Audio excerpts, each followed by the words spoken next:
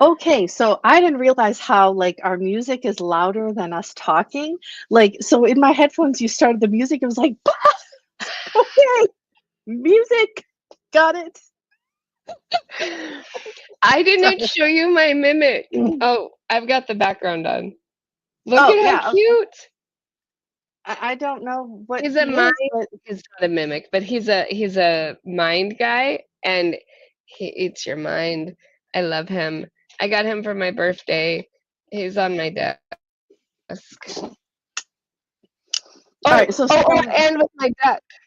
Hold on, wait. Look, I have a duck. Wait. Oh, you can't see. I see him kind of. I don't know why I'll you have show your you. background on. I don't know what's behind you, but white walls. Yeah, because I just don't. That's fine. I miss my Um, I miss my background. That's why.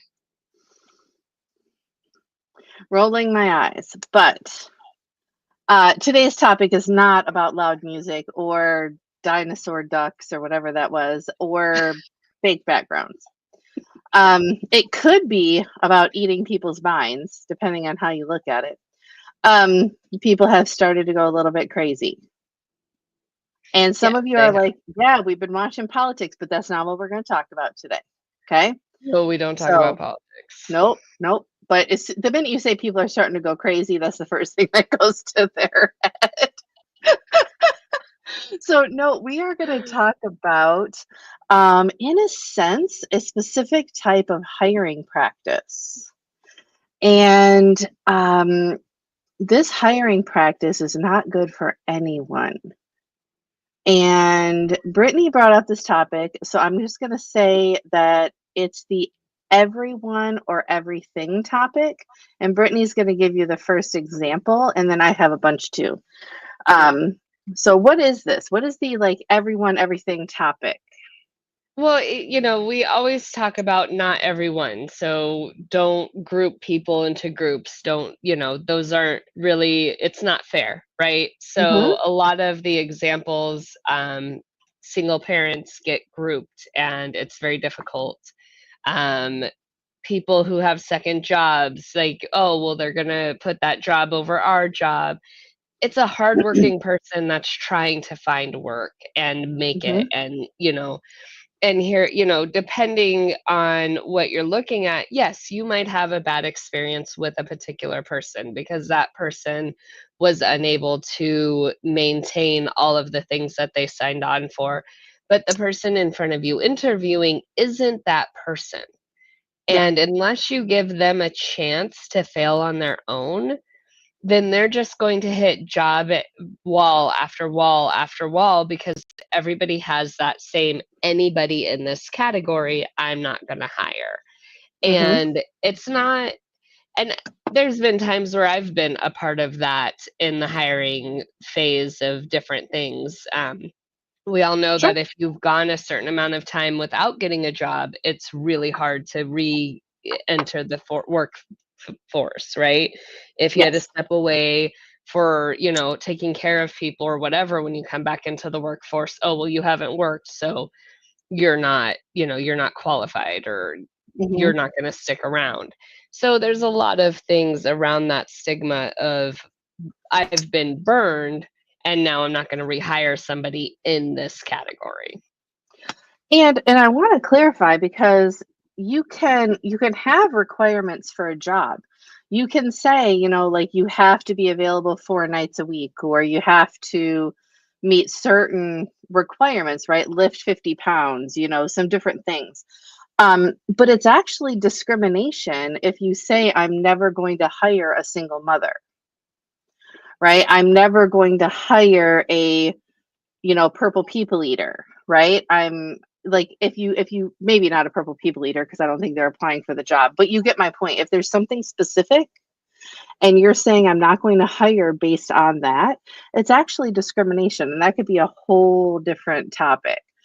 But what it is that people who are burned, right? So they've hired two or three people in this certain category that's in their head, and they feel they're burned, so they're going to take that category out of the running.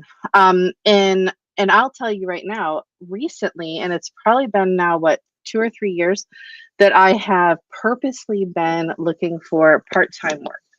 Now, if anybody goes out and checks my LinkedIn, I don't have any part time work, right? And unless you scroll down and do the math and realize I'm in college, oh, Sarah wants part time work because she can't do the program she's in college for and a full time job.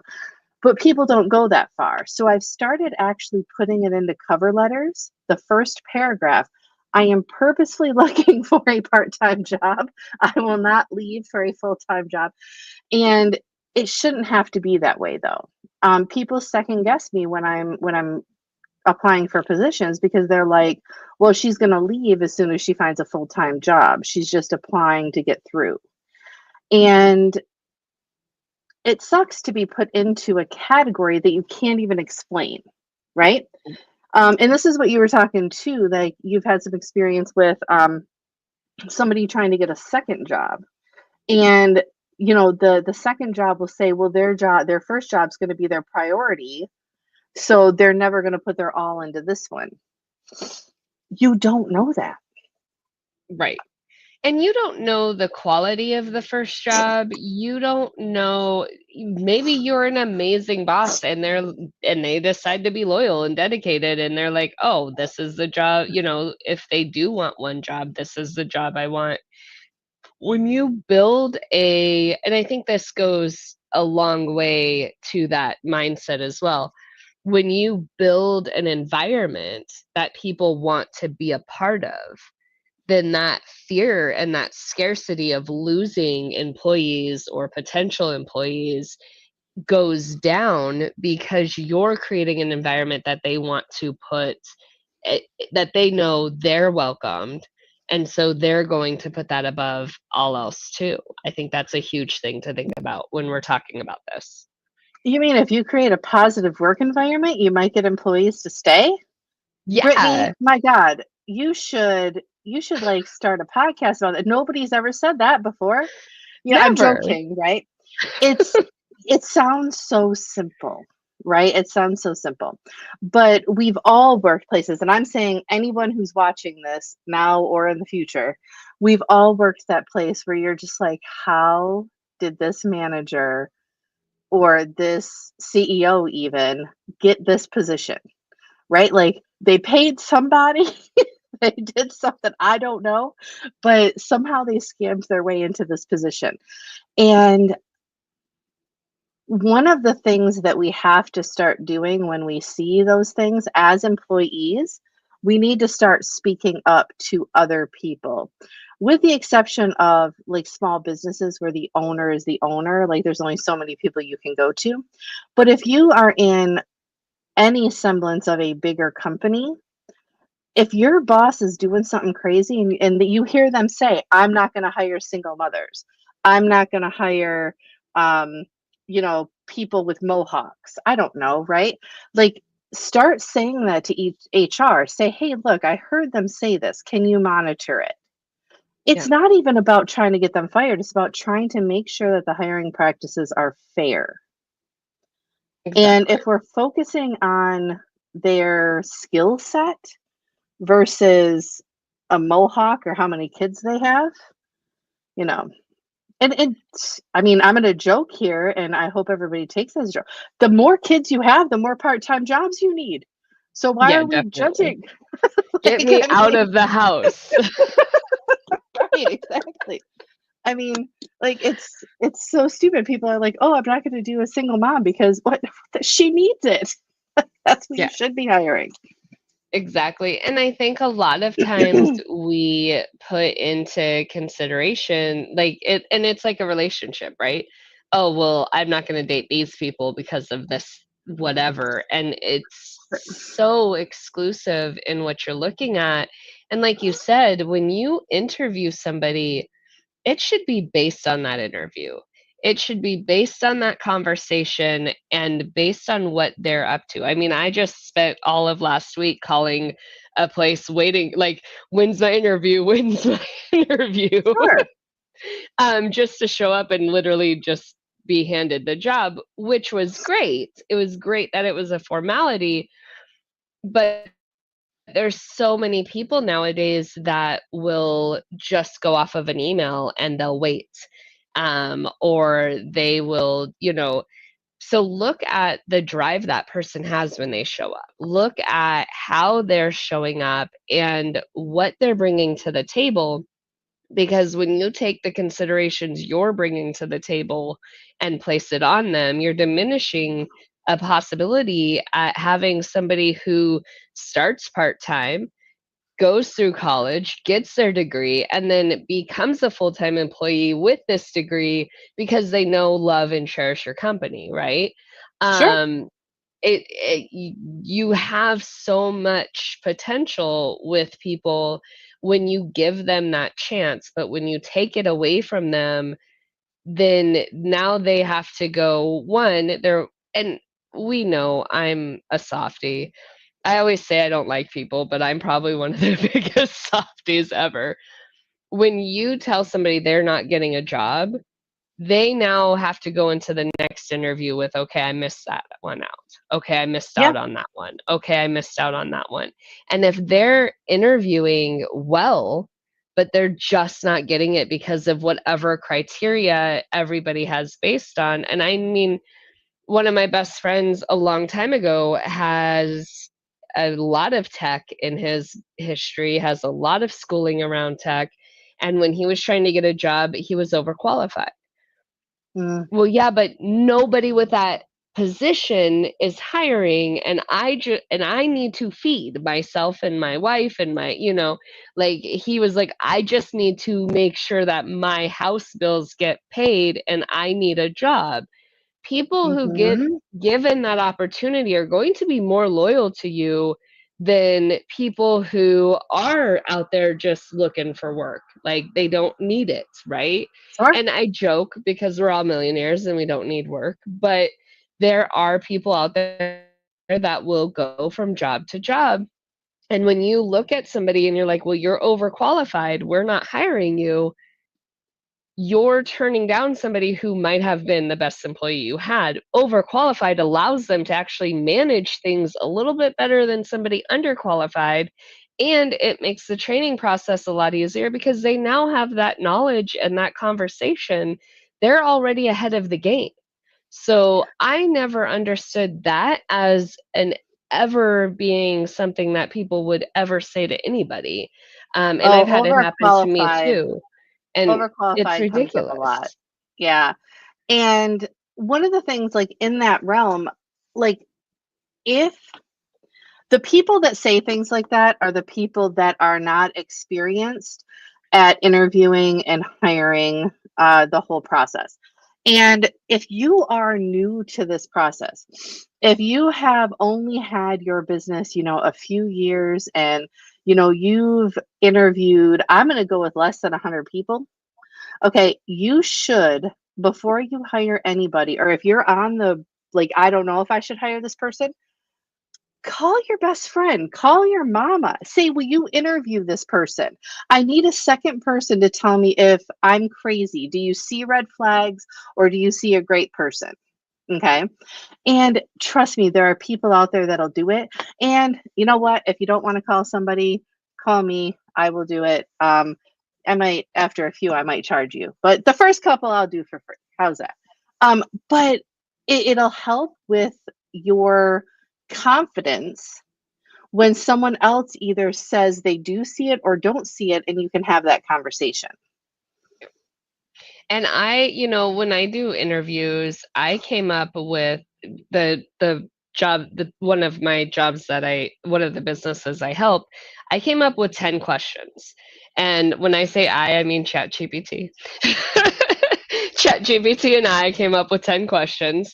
And when we do the interview process, I do a scale of 1 to 5, and when I'm going to hire, I go look at how they answered those questions. And next Mhm. to my scaling, I'll put the language they use because language is important. And Yeah. so if you're describing to me how you're going to make this sale, or how if you're struggling because you're busy and you use the words organize, clean, those things, I'm putting them next to a 5 because I now know you understand the language that I'm going to use when I train you, Yes. right? And that's Hmm. important. And so I think it's really one of those things to look at is why are we, why would we take somebody who has 5s across the board over somebody who has 3s across the board so that we can try to train them to catch up and then be disappointed if they don't get caught up, right? Yeah, yeah. I want to feed off of that just for a little bit though. Somebody can come in and say all the right things and not have the personality to do the job, Yeah. right? And remember how you said earlier today, you don't like people, but I don't, right? Like I am, um, I like to work virtually. I don't like to work in an office. I don't like large crowds, different things, right? And if you told me that I had to go, I was at Wendy's for 6 years back in my heyday, okay?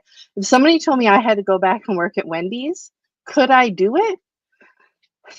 Gosh darn Skippy, I could pull it off. Would I be drained and hate life by the end of the day? Yes, because it's not what fills me, right? So when you're hiring for certain jobs, you have to ask those questions that'll get you that. Will this job be good for that person? Will this job fill that person? And don't get me wrong, working at Wendy's should not be somebody's dream job. Sorry, Wendy's, um, but still, are they good at it? Do they like interacting with people? Do they like a busy atmosphere? That type of thing, right? And you can train how to make fries, right? I can't train you on how to treat a 5-year-old and a 85-year-old differently, right? I can't that is something that you have to have within you to engage with humans, but I can train you on how to make fries. So I see your point, right? That the way they say things is important and using the right terms, but that personality to me sometimes has to come through, and to me that's part of skill set. And I hate like what's the word I want, like buzzwords, but those are soft skills, right? You have to bring some of those soft skills. And you'd said that somebody had interviewed like a friend of a friend kid, right? And that might be their first job, right? They might not, like, they may have, like, delivered newspapers or babysat, but they may never have had a real job before if you're in certain industries. Yeah, I actually interviewed a high schooler who hadn't had any work experience a while back. And one of the things that I asked them was, what is something that you have done in school that could relate to you working in this type of space? Sure. Great question. Because you could actually ask them, because when people go into the workforce, they have to decide, like, how am I going to engage with people? Am I Yes. going to engage with people the way that I engage with my schoolmates? Am I going to engage them with how my teachers, right? How do I engage and where do I pull that in? And so those are great things that you can ask kids who are coming into the workforce and ask them for, okay, hey, like, we do a lot of cash register. You have to work in the register. So I would love to have you answer this math problem and have them answer that math problem, like give you change back. And I'll tell you, I interviewed 10 people, asked them the same change back question. It's very scary out in the world. Don't I highly Yeah, I get it. don't ask it. But you're able to pull things, even people who work in different industries. And Sarah, you and I both, we've worked across the board in industries, and which is why we're good at what we do, right? We Hmm. help all businesses because we've been I've been in in them. all spaces. Um, but when you're looking at somebody that you're interviewing and you're like, well, they have no experience in this. Okay, great. What have you done that could relate to this? Where have you been? And ask them, because they're going to give you the answer of if they sit in that space or not, right? If their answer is nonsense, then you know it's nonsense. But if they have some kind of understanding, they're going to be able to give you a solid answer. Right. And so there was a a position during the interview. They asked me if I had a any experience in this particular CRM. And I'm not going to say the CRM because if they do end up watching this, they'll know that I'm talking about them. But they asked about this particular CRM, and I'm like, nope, but I have experience in these three. Okay. And I listed the three that I feel 100% confident I could do anything in them. And because I didn't have experience in this weird, no name, I've never heard of CRM, I didn't get hired. See, and I And it have was that as my amazing to skill me. set. And What? you should have that as your skill set. Can pick up any computer program anywhere. I I can. literally have that in my skill set But if somebody because flat out people think asks that me, one verse, yeah. if somebody flat out says, Sarah, do you know how to do XYZ? And I'm not going to lie. I'm not going to be like, yeah, I know exactly how to use that. I, I've never heard of that before. You know what I mean? I don't know. And then I found out that, I don't know if you know this, but uh, there's a few CRMs that have the same back end. And if I would have known it had the same back end, I would have just been like, yeah, I knew that, but all right, I can use it. But life goes on. Point being is we need to start looking at the whole of the person, right? Yeah. Their skill set, their personality, and then determine what can I train on and what am I not willing to train on, right? And I'm gonna use the company that you worked with in December. It's and because either you've heard of boba or you haven't, but when people apply to do boba, you don't expect them to know how to make the drink, right? Like because they may have drank it before, right? They may love boba, but you can't be like, well, do you know how many scoops go into it or whatever the question is? They'd be like, no, there should be a recipe, right? And there is, right? Those are the things that you can train on, but you want somebody to come with experience that knows they have to clean it because it's a restaurant. Right. Yes, you have to take out the trash. Yeah, you have to be able to add. Okay, can you please add? That's Well, and along the same so. lines as what you said, right? The boba shop uses toast. So if somebody Oh, comes sure. in and they're like, "Well, I worked at this restaurant and I use this program," I'm sorry, a CRM is a CRM. You and I are on the I, same page. I am sorry. A payment processing is a payment processing. The buttons are in different places, but you know how to navigate and you know how to function. And at this point, every single person has been on a computer for over 20 years If or their you're in, entire life. if you know how to use this, you know how to use a CRM and a payment processing system. It's right here. Yeah, So, exactly. At this point, we are not coming into a day and age where people don't know what an Excel spreadsheet is. And if they don't know what Excel spreadsheet is, just say Google Doc. Like, right. Do you know, like, yeah.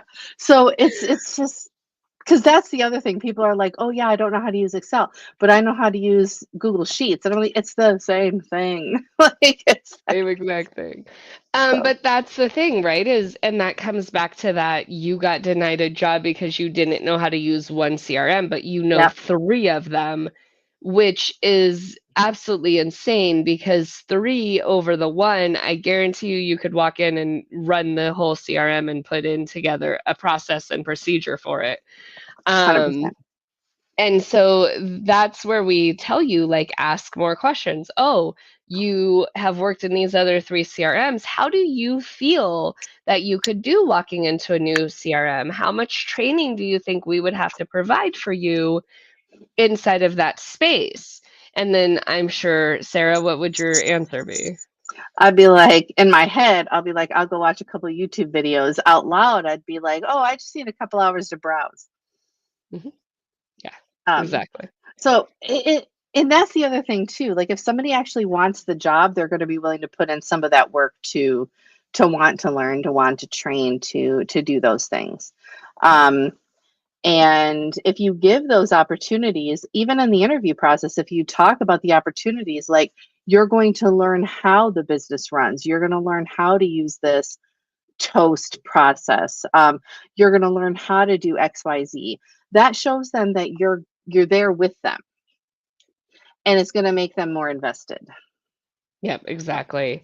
And one of the things that you can do, and I think a lot of people skip this step nowadays, is you can do an orientation. Yeah. Do a training and then do an orientation day. Work with them, watch them, do some small training, see where the fit is. And on orientation day, you can actually make that final decision if they're going to go through to training or not. Um, it's a lot of, you know, I just don't like the thought that there's people who get turned down for things that they have no control over. Like I need 2 jobs and you're gonna turn me down for it. Or this is where I'm at and you're going to turn me down for it. It breaks my heart. And that was why, like, this morning when I rolled out of bed and I was reading and seeing all that stuff going on, I was like, "Sarah, I know our topic."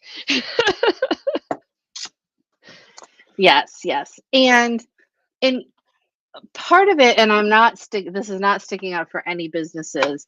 There are a lot of people applying to every job. So you're not going to get a call back on every place you apply to.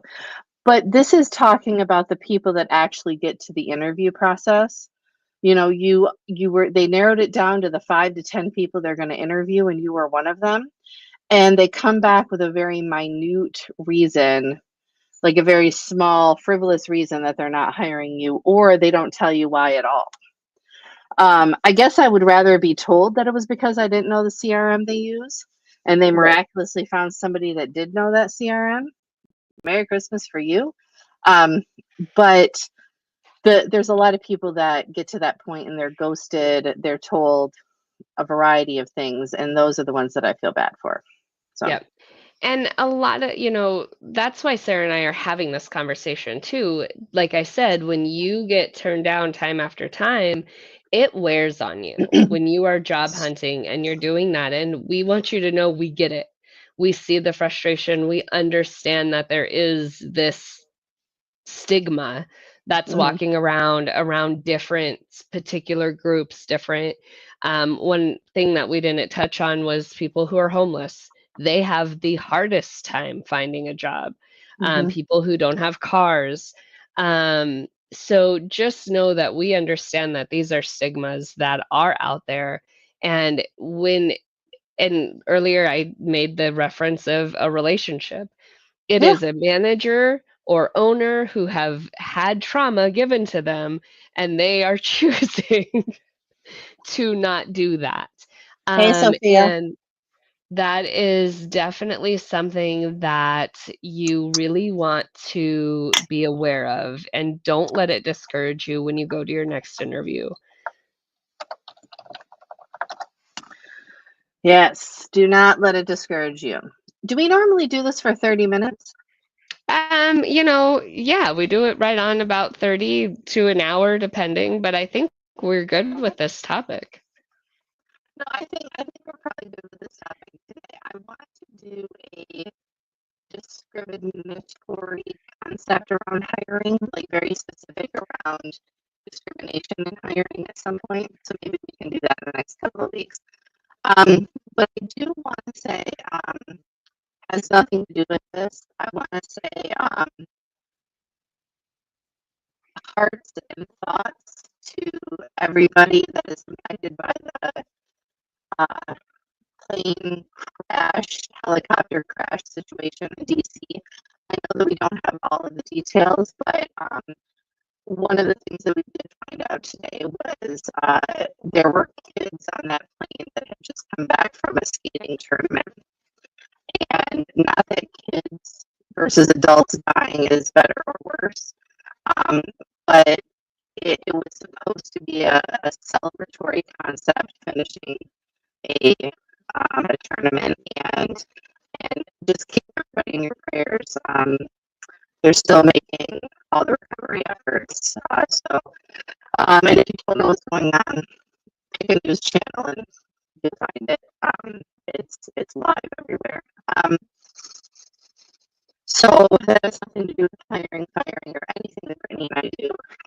But it's one thing that is happening, and we all should keep people in our hearts and in our thoughts. So, all right, so let's end with something good though, because that was not a good thought. No, thoughts and prayers out to everybody. Do you want to just take a moment real quick before we move on?